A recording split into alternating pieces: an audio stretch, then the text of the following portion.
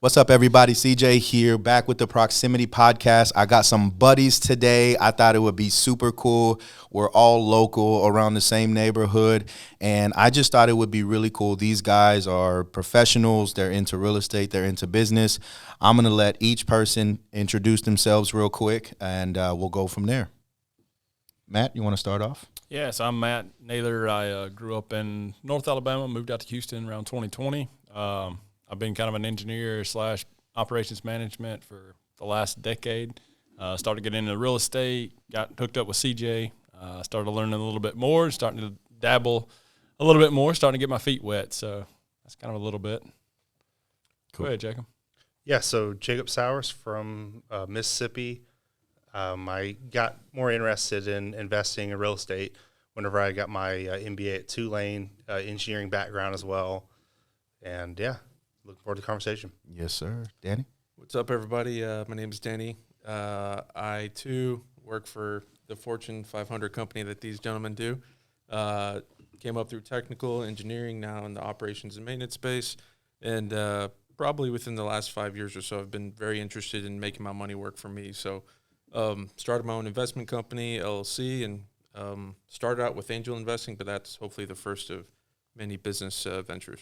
Nice. So listen, guys, I just thought it would be really cool since we're all curious about real estate, about business, and we have a lot of high-level minded people here that we could just all come together, have an open Q&A type of style forum and questionnaire and conversation, and hopefully you guys get some value out of it. So we were talking about right now those residential assisted livings and how it's kind of a cool hybrid between like real estate and business.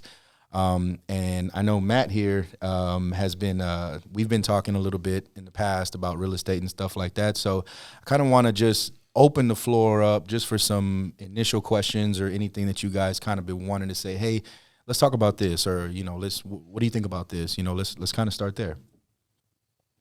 You two go. Mm-mm.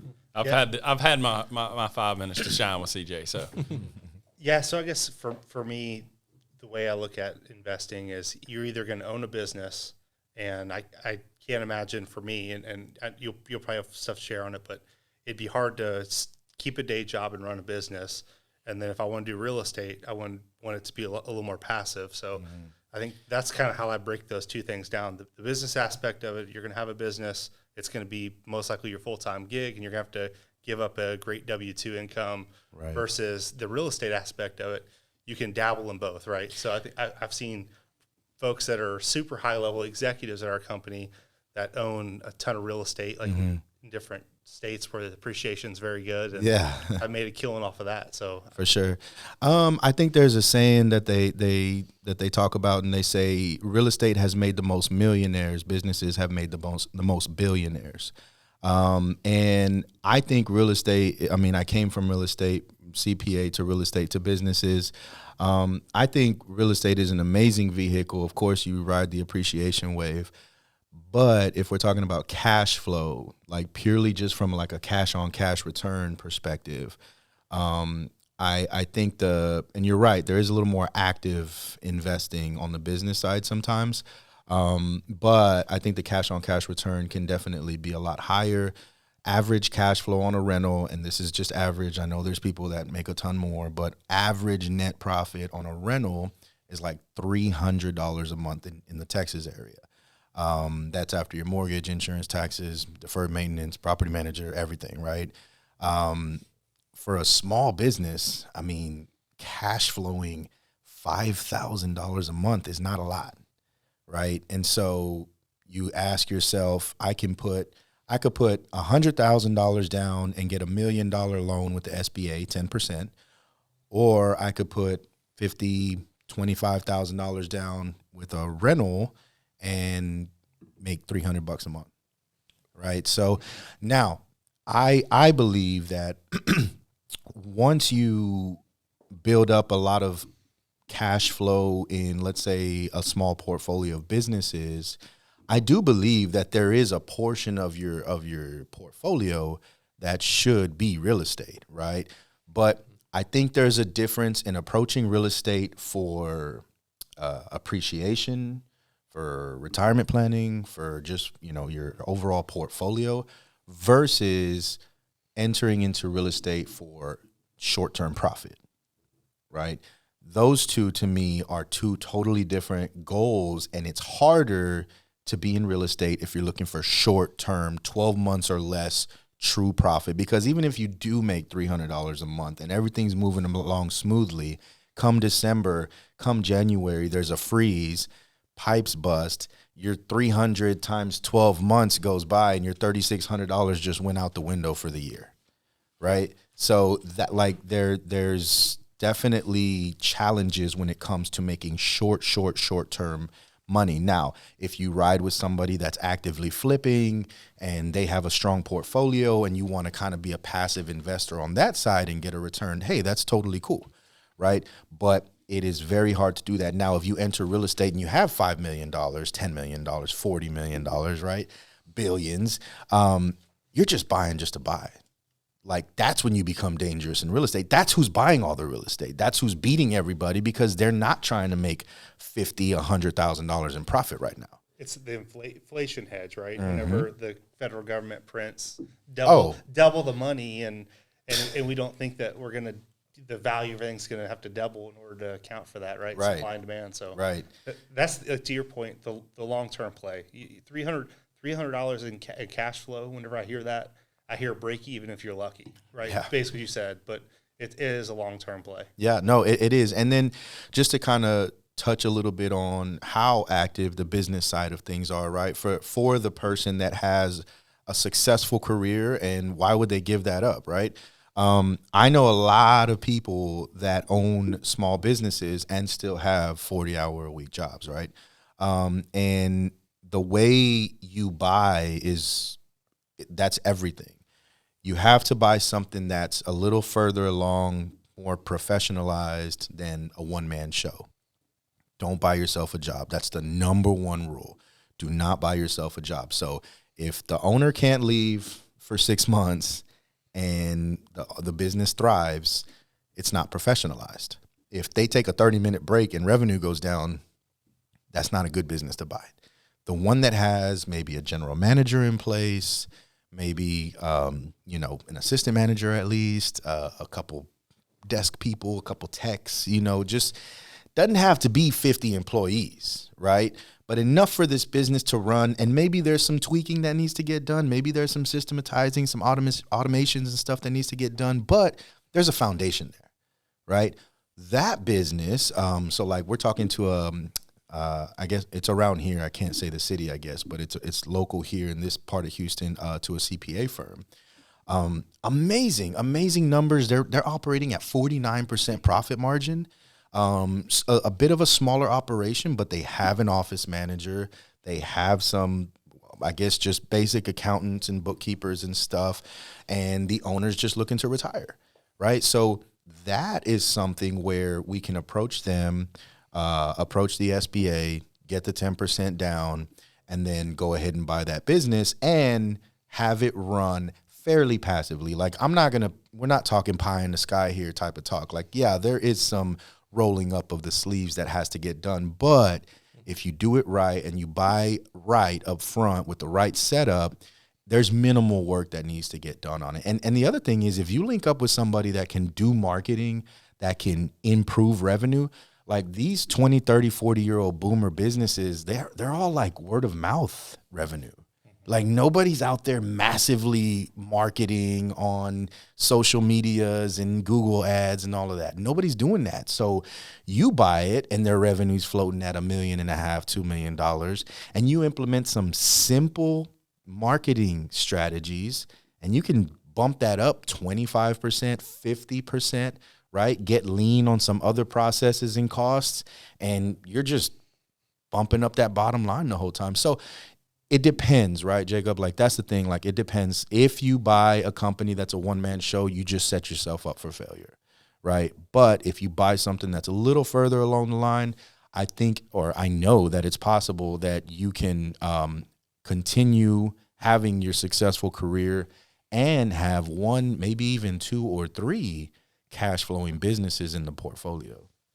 Yeah, so I've been doing a lot of research on like SBA type businesses, right? 5 million or less, where you can even use your 401k. I thought that was pretty cool. Yes. You can use your 401k to be your money. And the way they do that is and you don't absorb the penalty. They just put the money in the business. That way it's tied to the business. That way the bank can essentially grab that money. If you foreclose, if something happens, then they have personal guarantee. Yeah, it's a personal guarantee. But the thing that scares me, you brought up a good point where it's like, well, you can keep a W-2 income and have a business as long as it has enough people in place where it's not just a one-person band. Mm-hmm. The thing that scares me about that is you're doing a personal guarantee. So if you're talking about buying a business that has, say, 10 employees, you're looking at a business that has probably $2 million in revenue, $3 million in revenue, and you're looking at a business that's probably going to sell for $2 million, $1.5 million in that just range. Depending, So at least some of the businesses I've looked at, right? And right. It's like, okay, you're going to do a personal the guarantee. PG sounds high. You're going to do a personal guarantee for $1.5 million, $2 million, and you don't want me in there every single day. Yeah, no, and that's the thing, right? So like one of my mentors, we talk about this. He says, kill the hustler. Right, his name's Kent Clothier. He says, in order for the CEO to thrive, you have to kill your hustler. And as high performers, as successful people, a lot of times our first thought is, I can achieve that, and I'm gonna do everything, all the work in my power to get that goal done, right? But that's not how you get to the top.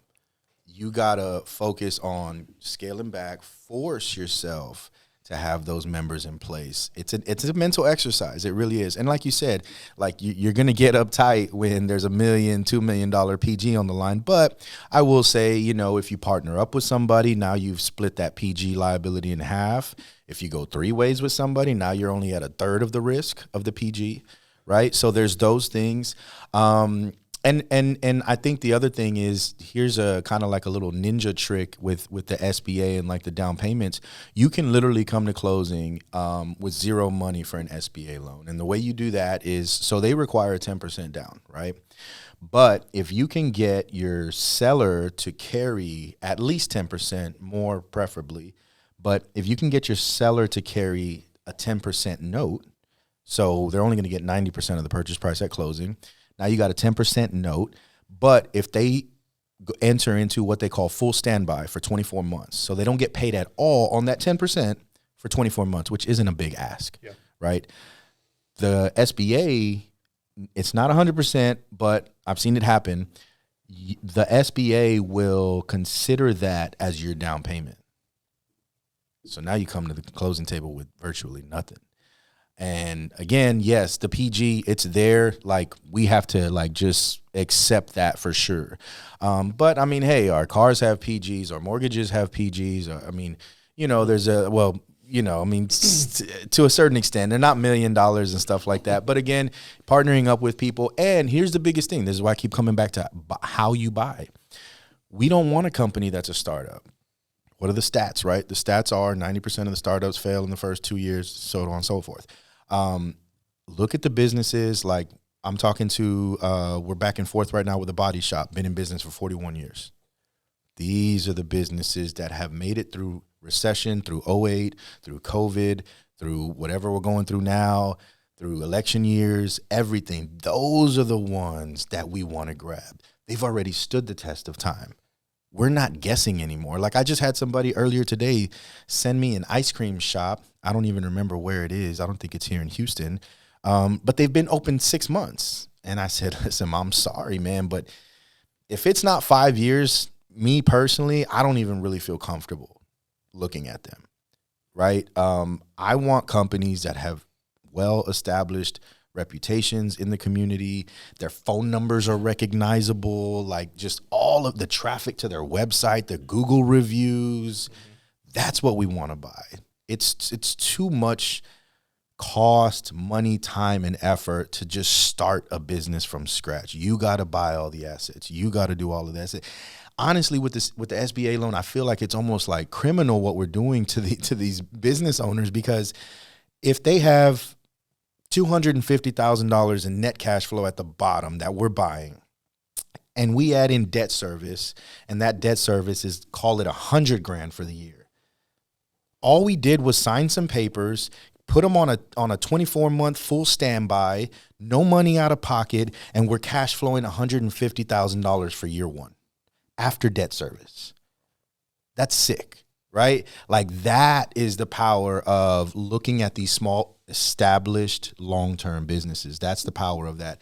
But I mean, both of them have their pros and their cons. Again, I love real estate. Like, there's a lot of creative stuff you can do with real estate. I just feel like go build a ton of cash with businesses and then come back and dump the passive money as an investor, as a lender, as whatever you want on the real estate side, right? So you're more of a portfolio buyer at that point because you don't care about making the money. To your point you made earlier about buying established businesses, I saw an interesting statistic from like the SBA. So the SBA tracks all of the loans they make and keep up with it. And the percentages of businesses that go through the SBA that like survive through acquisition, it's like 90s, like mid 90s, high 90s, which I was really surprised because you always hear about the failure rate of businesses. Survive to get funded? No. Survive after like a 5-year period, like looking back. Right? Okay. So you purchase the business, right, through acquisition, and then they look back at, hey, how are we doing with the SBA loans, right? Right. Metrics that they're You're saying 90% of them survive. It's like 90 something. 90, it was like 95, 93. Don't quote me, but it was like mid 90s. I was like, wow, that's really surprising. Yeah, that's opposite from what I've seen. I've seen the drop off rate after 5 years. Like, people are closing their doors more before 5 years versus after 5 years. Is that your point? So my point is that these businesses that are being acquired through acquisition, they judge it at the 5-year point. That's just a point that they look back at. But they're surviving at 5 years, like 95%. Gotcha. So the businesses aren't just full and falling over. The follow through rate is good. Correct. Yeah. So it's not back to the personal guarantee. It's not like 50% of the folks that do these businesses through acquisition are literally falling on the face of them. That's the power of the acquisition and buying the established ones. And I mean, look, we all know the stats, right? Like, boomers are. I mean, the silver tsunami, right? Like, they're everywhere, man. I mean, I got 2 more. I think tomorrow I have 2 more phone calls that I got to take with a couple of business owners. I mean, this information, guys, is like very limited to a lot of people.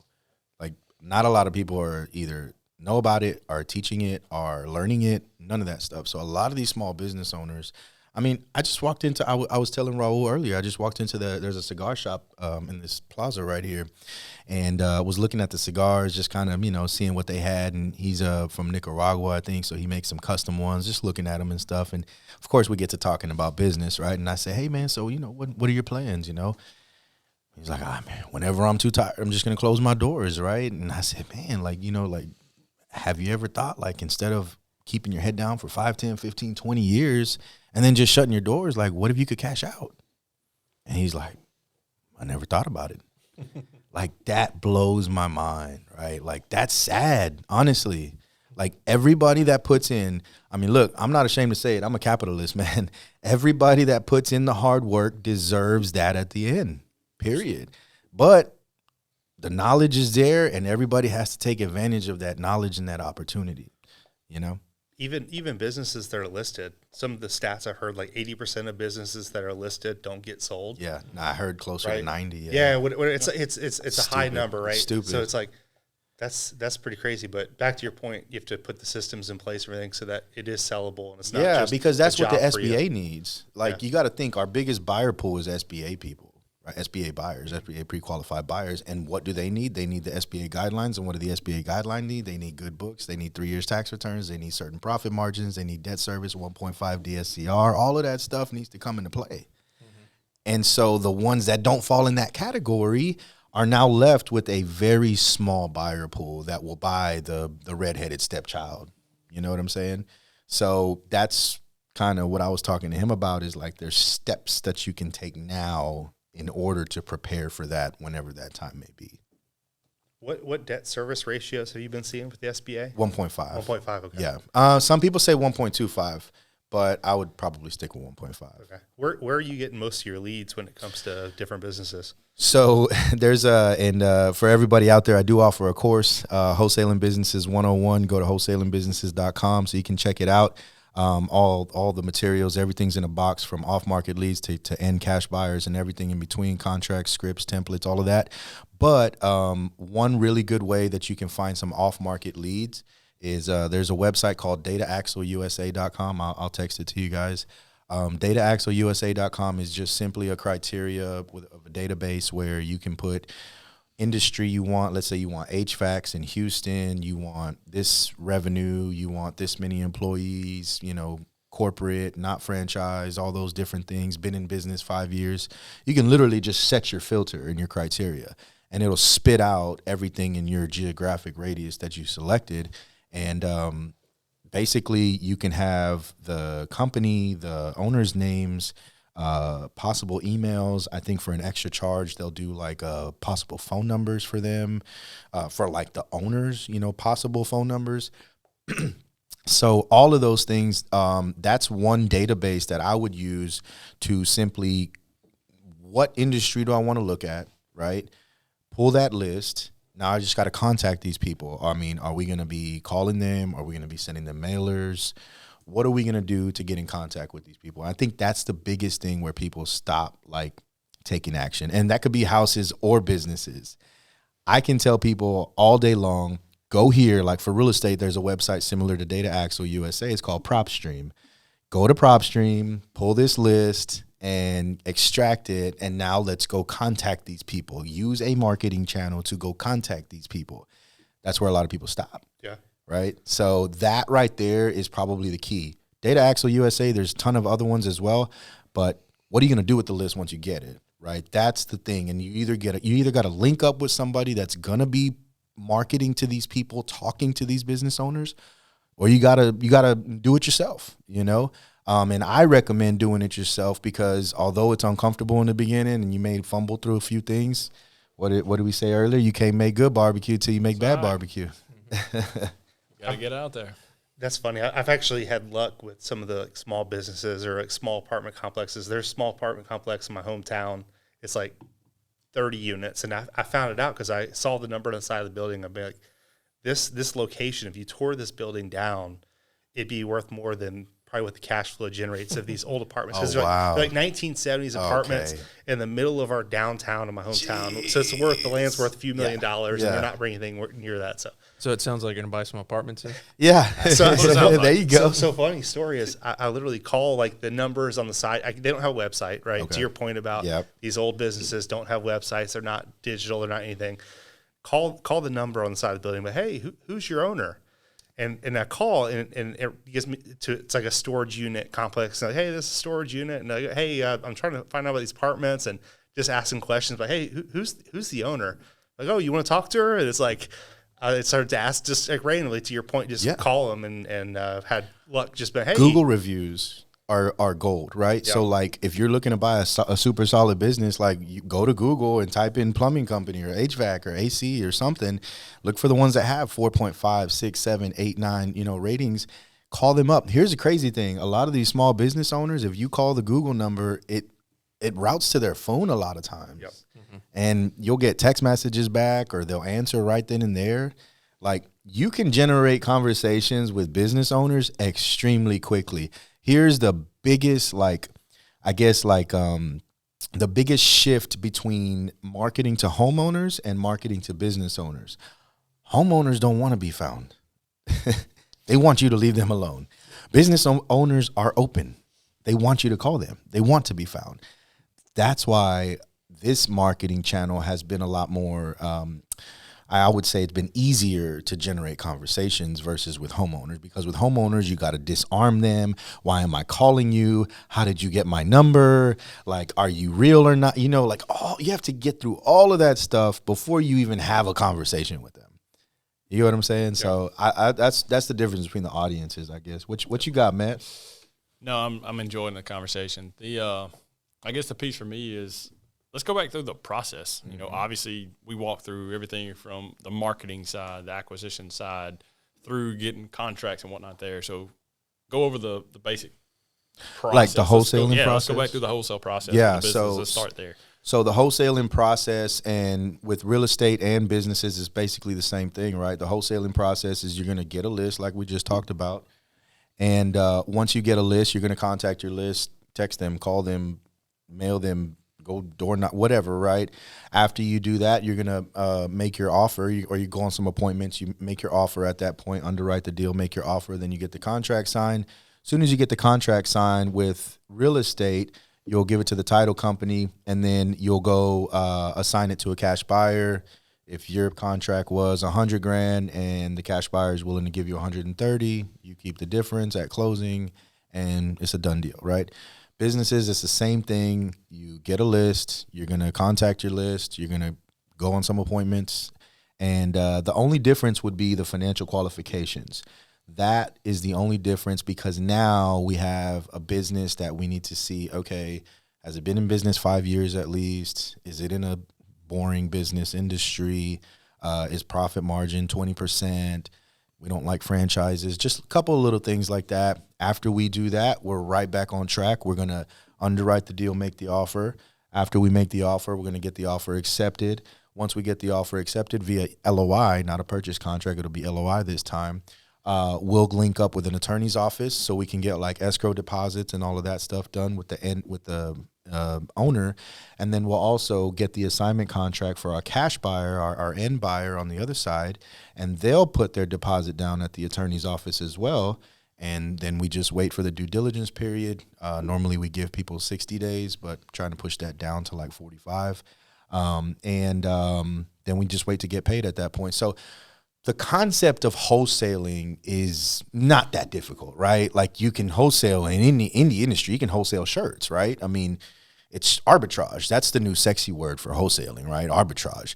That's all this is. It's just a matter of, can you systematize getting enough conversations, getting in front of enough people to eventually have the deals spit out and ultimately cash flow spit out. CJ, I think the wholesaling of like homes and stuff, it's pretty straightforward. Every market has it. So I'm from New Orleans, so I'm in all of the wholesale groups for New Orleans, right? It's pretty common. But I guess whenever I got heard about you being in the same neighborhood, funny.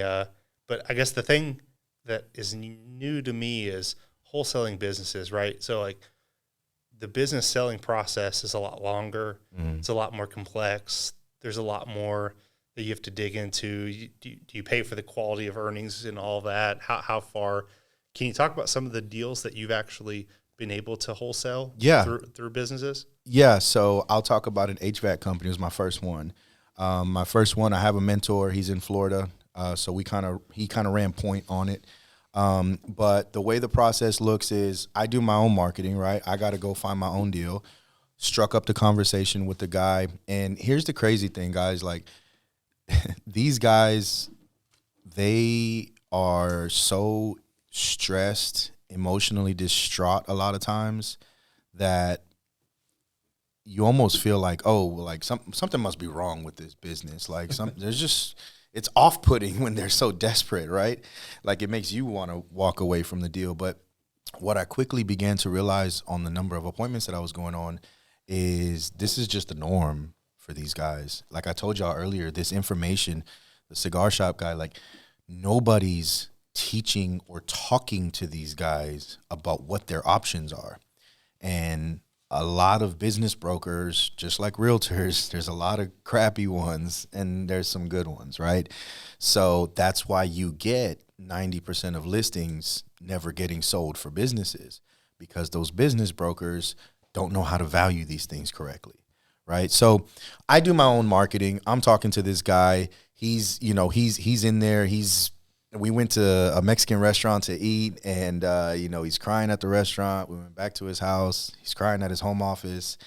It was pretty emotional, right? But long story short, I want to say the guy was making like $1.2, $1.3 million in revenue. We got him under contract. I want to say it was like for like 5-ish, something like that. Of course, everything's running point through my mentor in Florida. So there's an attorney, M&A attorney in Florida that we used. He kind of ran the escrow deposit. I finagled $5,000 down for a deposit to the seller. So he ran the escrow for that. At that point, my mentor has probably like 400 or 500 students in his courses, in his kind of ecosystem, and they're all pre-qualified SBA buyers. So that was our end buyer pool right there. So he's like, what was that? Okay, yeah, no, I got somebody for that. Boom.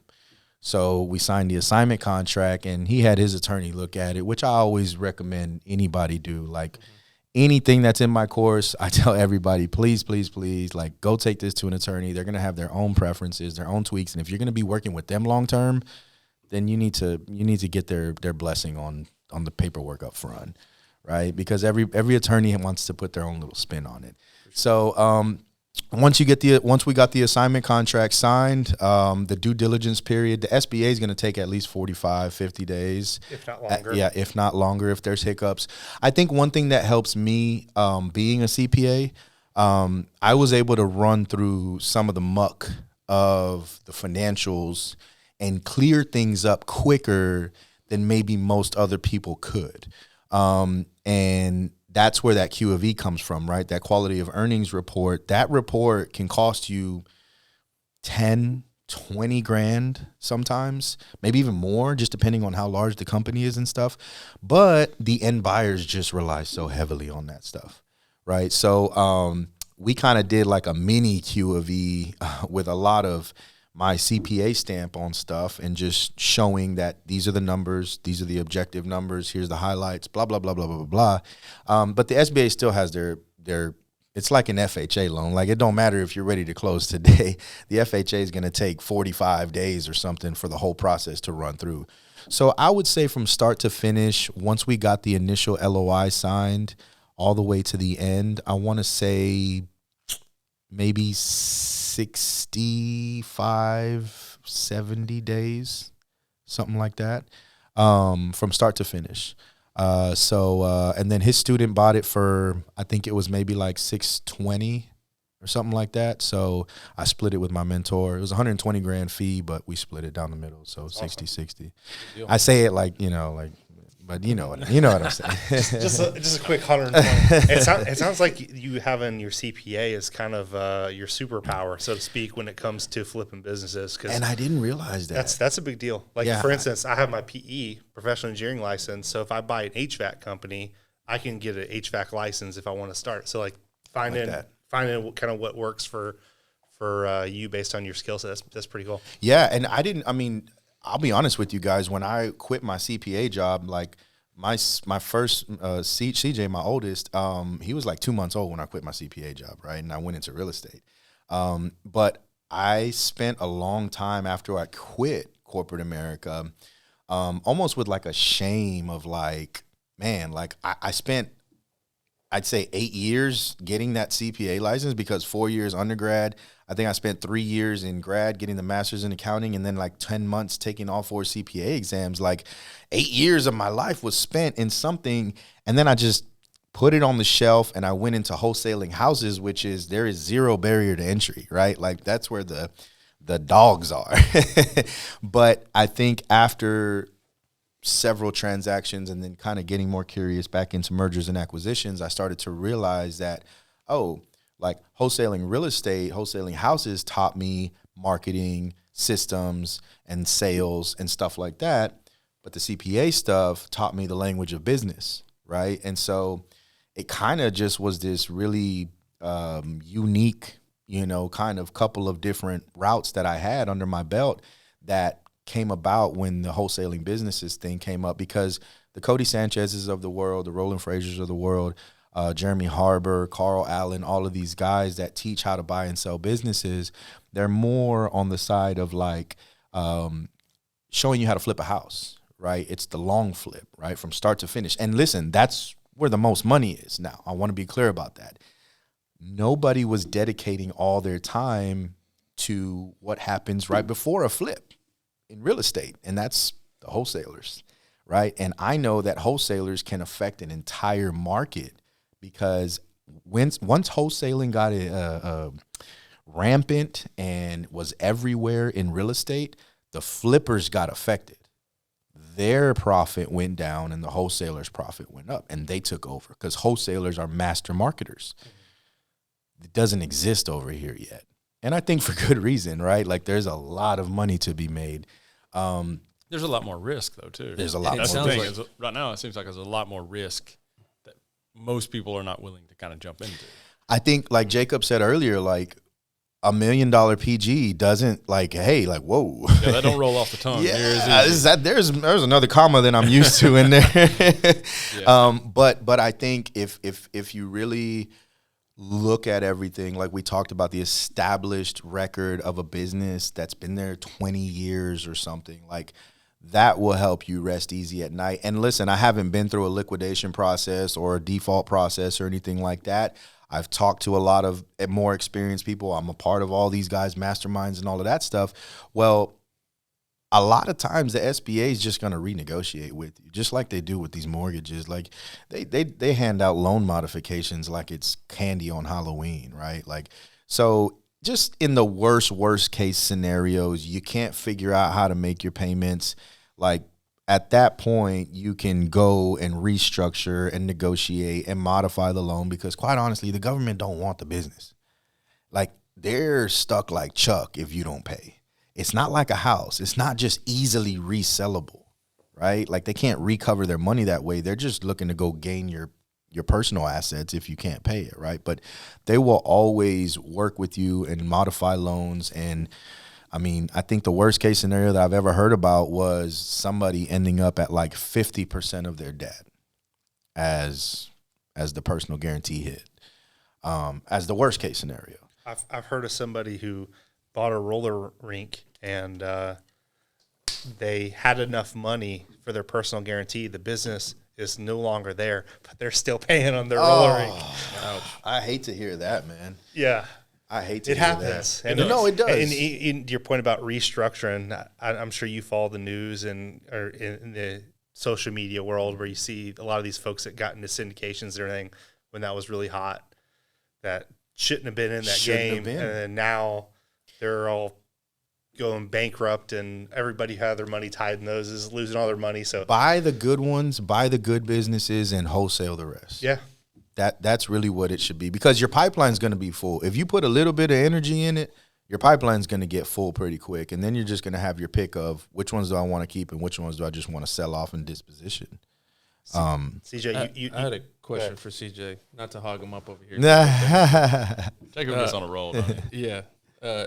So another statistic I had heard was that only 4% of businesses in the U.S. ever get above $1 million. And I read it from that book. Net income? No, just revenue. Oh, wow. Yeah, just revenue. So that's a small percentage. Right. And I read it from that Buy Then Build book. Okay. I'm sure you've heard of it. Yeah, that's is that golly, I can't remember his name. His, Walker Diebel. Yeah, Walker Diebel. Because he notes that same boomer, silver wave, Silver tsunami. tsunami Yeah. that you mentioned, that so many boomers are retiring and they're Right. business owners and it's an opportunity. But I'm wondering, as we're talking about all these businesses, what the size of the prize is for you, because if there's only 4% of businesses that ever get above $1 million in revenue, how many of them are even worth looking into, right? How many dogs, you're talking about dogs there, how many dogs did you have to go through before finding that purebred? Yeah. Right? I would say I probably spent 30 to 45 days marketing before finding the right one. But I'll tell you this, first of all, when I first started, I didn't know what I was looking for really. And second of all, I think, the stats in a compare and contrast type of deal, the stats in real estate are way worse. So it only took me like 30, 45 days to get this massive, potential profit and whatever fill up the pipeline. But with real estate, it's so much harder and so much less profit that I was happy to play in this arena. Mm-hmm. Like I'm used to going to a house, there's 10 people waiting as soon as I leave, and I got to try to get the deal right then and there. Like if I don't sign it right then and there, I lost, right? And with businesses, you may be the only offer. Like you may be the only offer in a business. And so even if there's one other offer, I love my chances. I love my odds of going up against one other person to win a business over. Like, I want that. I want to be competing against one or two other people versus competing against 20 other people. Yeah. So how many dogs do we have to go through, man? I mean, I believe look, I'm not discrediting Walker by any means. I just feel like the numbers that I've seen, there's a lot more that are above 1 million than maybe the 4% number.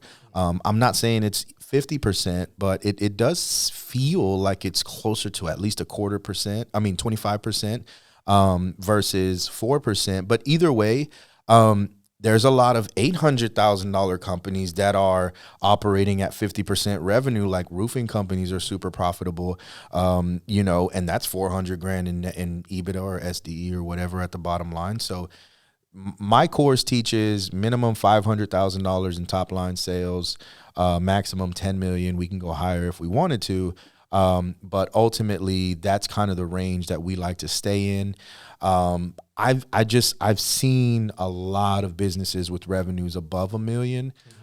So I think the best thing to do is to start off, Danny, reverse engineer how much cash flow you want, and then reverse engineer that into the price point that you got to buy at. So if you're looking to make $150,000 cash flow at the bottom, then you're going to look at, okay, if the revenue is this, my SBA debt service is going to be this. This will be the net cash flow at the bottom. Does that match where I'm at? Perfect. So I need to go buy a $2 million company, or I need to go buy a $1 million company, or whatever your desired bottom line cash flow after debt service is. You can literally just backtrack it to, okay, well, this is what I need to buy. Because if your preference is to have cash flow of at least $150,000, then why are you going to go look at companies that are cash flowing $50,000, right?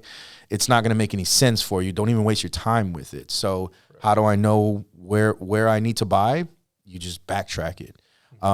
But no, I think the million, I mean, what's rare to me, and maybe this is what he was talking about, but EBITDA being 1 million or above, that's a lot less common. Yeah. And it could be that of the the businesses that you see listed are within that 4% of all businesses. That's true. There's a ton of businesses in That's the U.S. true. Not all of them are up for sale.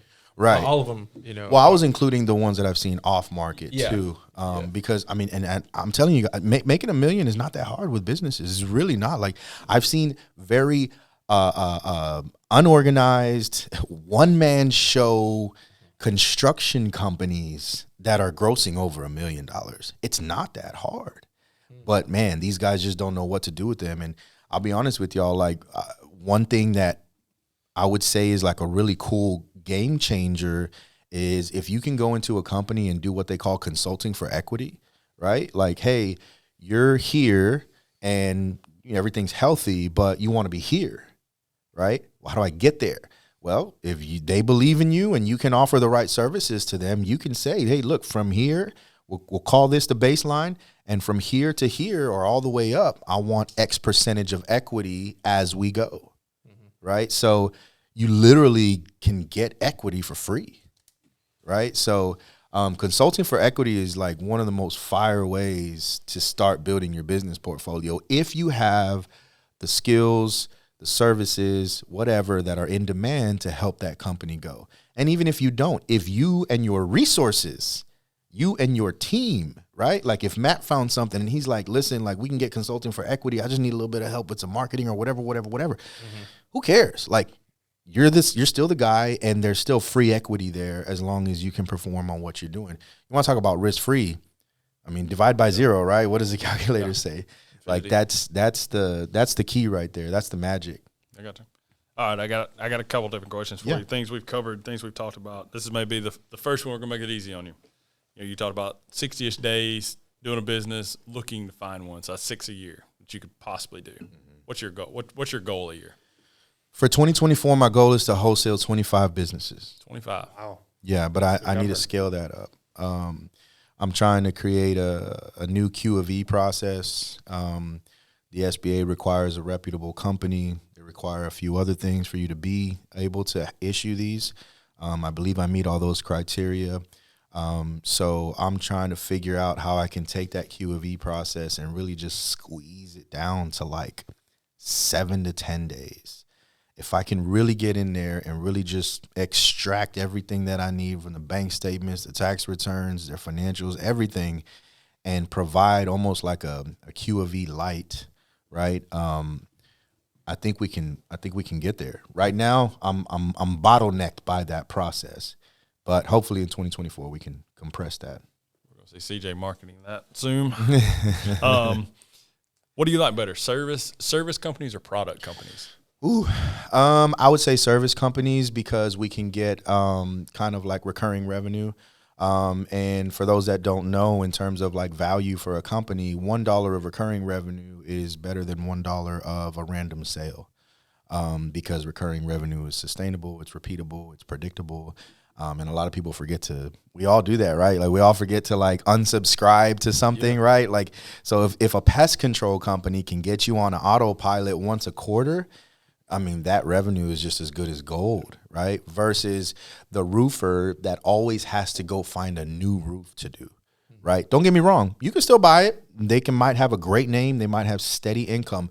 But if given the choice between the two, I'd take a pest control company over a roofing company, unless that roofing company has other contracts with subscriptions and services and maintenance and stuff like that.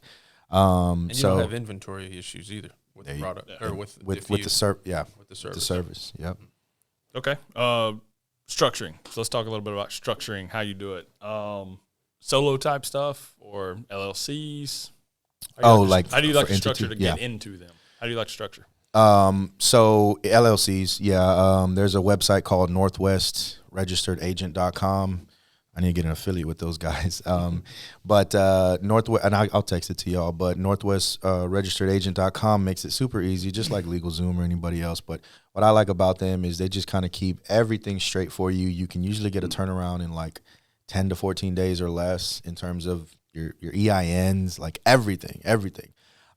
So yeah, I think so. Either, I mean, if you're going to partner with somebody, then a 50-50 LLC is fine, but sole member LLC, sole managing member, whatever, just as long as you limit your liability, right? There's nothing more than that. Just don't do it in your personal name. I'm not saying go get all cute and get a C Corp or, get LLC with S Corp tax treatment. You don't got to do any of that crazy stuff, but just get a freaking LLC to operate under. I highly recommend that. Or, I mean, I remember back in real estate, I didn't even have an LLC when I first started. So I just kind of used one of my mentors at the time, and I used their LLC, and I just learned the process, right? So if you're too scared or you're just too it's just too unknown, partner with somebody that's doing it already. Yeah, you got to give up, some money, but the knowledge that you're getting is going to be, infinite. Yep. What about the financing side? So obviously we talked a lot about SBA loans, SBA side of it. What else you got? Like what other costs? What else is out there? Well, what else is out there? Well, there's conventional lending that's not SBA. Those are going to be more for the guys that are kind of the redheaded stepchild. Maybe they only have 2 out of 3 good tax returns or less than that, right? Or their numbers just are a little too skinny, or the revenues like this, or just little things like that. I think Live Oak is the biggest SBA lender in the country, or maybe even the world. I don't know. But there are a lot of little like family offices and stuff that will look at those one-off deals. But that's why my course teaches to make sure that you find businesses that are SBA pre-qualified, because the buyer pool is just vast at that point. I just don't recommend, unless, look, if there's meat on the bone and Matt, you come to me and you're like, listen, this company makes $20 million and they keep, $5 million at the end of the year, but there's some things that just prevent them from being an SBA qualified business. Let's bust it open and see what we can make happen, right? But in general, look for the ones that are SBA pre-qualified, because you're going to be able to disposition them better.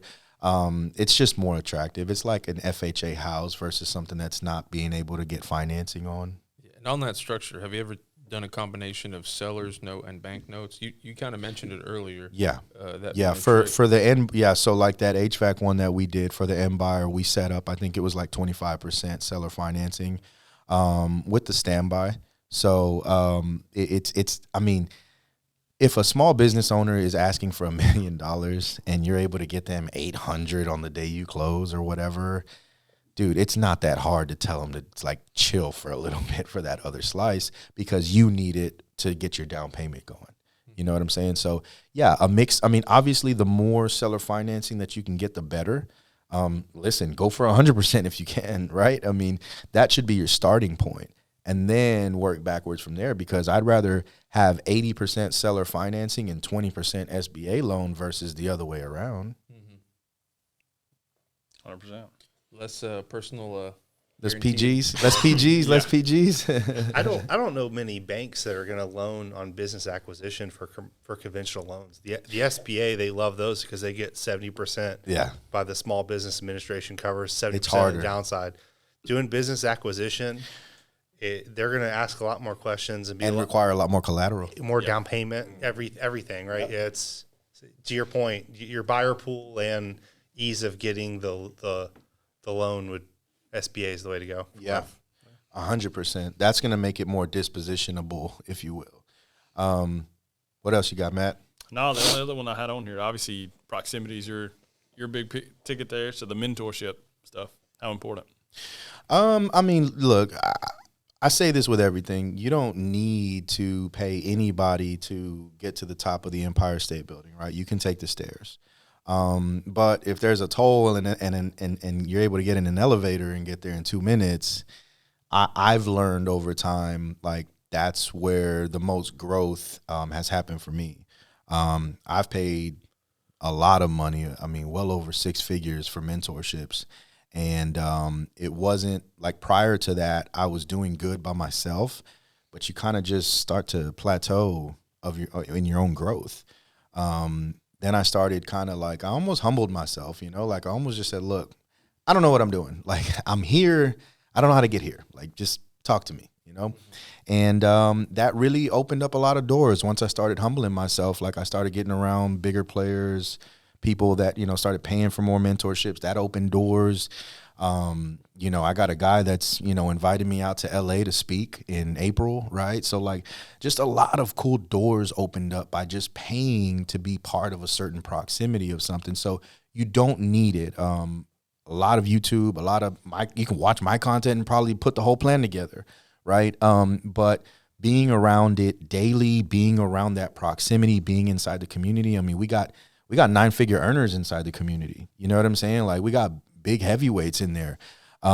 You can't replace that. And it's just going to really like accordion and scrunch up that potential timeline of getting to wherever you're trying to get to, right? Like ultimately wholesaling is not the end game for me, right? Like for any of us, it shouldn't be. Wholesaling in real estate or business should not be the end game. That's the first step to get your feet wet, make some money along the way, some damn good money. But ultimately, okay, how do I start getting this HVAC company, and now let me roll up another one under it. Now let me roll up the next one, and you take that $250,000 net income up to $1 million in net income, and instead of a 3X, you could sell for 5, 6, 7X. I like multiplication. I play craps. I like the multiplication game. So the bigger picture is that. Like that's the end game. But 101, wholesaling businesses 101, I named it that because there's too much sauce to give out all at once. 201 is going to be more about buying, acquiring, scaling, rolling up, and then selling it, right? 101 is just learn how to have conversations with people. Literally, guys, before I got here, the shoe lady across the over there in the plaza and the cigar shop guy, both of them I had conversations about what they plan on doing whenever they retire. And both of them said, I got no clue, right? So making that part of your daily like energy to people is just going to increase the conversations, and from the conversations, it's going to spit out into deals for you. CJ, would you be willing to share some of the masterminds that you do pay for? Yeah.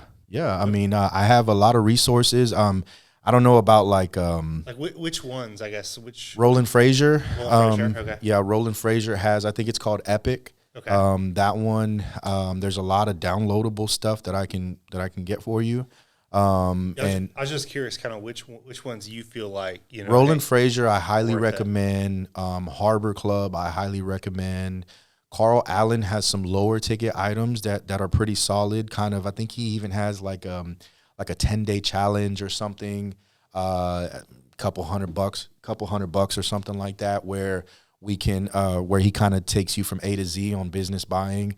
Again, their courses are more the long flip, right? Mine is more hyper focused on, it's more marketing heavy to get super solid deals in your lap first, because he who controls the deal controls everything, right? So really wholesaling, and we talked about this last time, to me, like I really believe in my heart, wholesaling is like the genesis, the foundational block of everything else, because through wholesaling, if you learn how to market and you learn how to have powerful conversations, I say this a lot, if you learn how to have powerful conversations, the world is your oyster. Learn how to have those powerful conversations, learn how to wholesale, that's what that is. And then when the deal falls in your lap, you can disposition it quickly, you can hold it for 12 to 18 months and then sell it, you can do a full turnaround on it, or you can portfolio it and start stacking and rolling. Every option's available to you, just like a house. When I get a house on my desk, like we're working on one right now, I have to decide, am I going to do A, B, C, D, or E with it? But it always starts off because of the wholesaling, because I know how to market, those types of things. That's why the deal falls in my lap, and then I get to decide what I want to do with it. How do you make that decision, though? I imagine that you see something either in the house or the business to say, I might want to hold on to it, I might want to get rid of it, build it into my portfolio, rent it out. Mm-hmm. What's time versus money criteria? And we're all bound to that. That's something I realized. Like, none of us can escape the decision of time versus money, right? The time value of money. Mm-hmm. Money now versus money later. And so even with like real estate, you have to decide. Like, I remember as I was getting more capital in my young real estate, career, and I was able to start, buying and flipping and doing creative stuff and doing all these things, it all comes back to, okay, if I want to make, or I can sell this and be in and out of this thing in 15 days and I can make 15 grand, or I can take this across the finish line. Now it may be 4 or 5 months, but now I'm making 50 grand. I don't know. So there's no right answer. It's preference, right? Like, which one makes more sense to you? And some people are in a more cash flow, tough spot, or some people are like, I don't care, I want the big bag at the end, right? Which is the best answer usually, but time value of money is going to dictate that for every investment decision. But that's why it's important to have the deal in your lap first. Have the deal in your lap so you can run all your numbers, you can do everything, and then you present it how you want it, right? So you get to decide at that point. So Danny, I know you did a bunch of research on the boring businesses. He's name dropped a couple people that I know you like to keep up with. So what are you seeing? What questions you got on that side? Like, in terms of people I admire or look into or want to follow, I actually listened to the podcast My First Million. So that's with Sean Puri and Sam Parr. Both have had exits, different type of businesses, lean a little more tech. But what's interesting is they have this billionaire. He's a CEO of a now public company based out of Canada. His name's Andrew Wilkinson. Recurring guest on the show, but they were inspired by him now to get into small businesses and start doing everything that you're talking about now. They went from, you got to send me that link. Yeah, they started, because they had like multi-million-dollar exits. They're comfortable now. One of them went into e-commerce. One of them is building a community, subscription, membership, different type of stuff, building on his brand. Right. And but they're like, holy crap, this guy slowly but surely has built out, dozens upon dozens of businesses. And what you talked about earlier, finding that right person to be the CEO of all those businesses, building a level of trust, right? It's an extension of me, my reputation, my business, right? So you got to find the right person for those businesses. But anyhow, so now they're doing all that. They're doing the due diligence in all the small businesses. They're trying to build out their portfolios and realizing that some of the stuff that I'm doing too with the angel investments, and I do it for fun. I know it's a failing game, but I'm also I also like going to the casinos, playing roulette, craps. Like I got that gambling, that itch, that gambling degeneracy. So I don't mind taking a gamble on a company. We're taking Danny to the casino. Danny's a fun time at the casino. Yeah. So I'm willing to gamble on those companies, but I was just listening to the recent podcast because they had like an end of year award show covering other content, like best investment of the year, right? Billy of the year, bet their billionaire that they admire, So anyway, what they realized was, man, these angel investments are like 5 to 10 year payouts. Like, it might have been fun, scratch that itch. They're really cool. I like the idea. I like the founder. I like the team. I can see their scalability because some guys, that guy, Andrew Wilkinson, he talked about, he turned 20 grand into 2 million. But it took 10 years, and time value of money, right? Value. Yeah. And it's like, are you going to be willing to wait 10 years on that 20 grand you put in? Right. Some people don't have that patience. Yeah. Some people don't have that risk tolerance. Some people need their money. That's what I was thinking. Say, I may need that money back. Right. That's just it. That's the tough part. Life changes day to day, so it's like sometimes you just need the money now. Yeah. If you guarantee me $1 million for 20, I'll make that 10 years. That's what I'm saying. I can wait it. That's a good multiple. You can give me the PG on that one. Yeah. Well, listen, guys, this has been fun. I appreciate y'all coming out, asking a bunch of questions. We can definitely continue talking offline as well. But any final thoughts, comments, questions as we wrap up here today, guys? And it's been truly educational and inspirational as well, because you've talked about it in previous podcasts, how this is the next wave, right? Wholesaling businesses. And it really is just a matter of education and exposure. So economics, you've given us that exposure, provide a lot of insightful knowledge. So very much appreciated. Yeah, no, for sure, Jacob. Yeah, now that I found out I'm your neighbor, I'm gonna hit you up. And I'm gonna have toilet paper in front of my house tomorrow morning. We'll have some more conversations over some bourbon or something. For on that sure, porch. yeah. Matt. No, just appreciate the time, letting us come by, ask a bunch of questions, and learn. And listen, guys, we can do this. Once a month, once every couple months or something. We'll try to just bring everybody in, bring some brews or whatever, and we'll just keep it running. But I want to say thank you to you guys for making a couple, a little bit of time to come out and chat with me as well. I know the people out there are going to get a lot of value out of what we're doing. I know everybody out there is, if you got questions, throw them in the comments, guys. If you have anything that, even if you want to just hate on us, right, throw it in the comments. We love it. The algorithms love it. I hope you guys got some value out of this Proximity Podcast. Remember, proximity is power. You change your proximity, you change your life.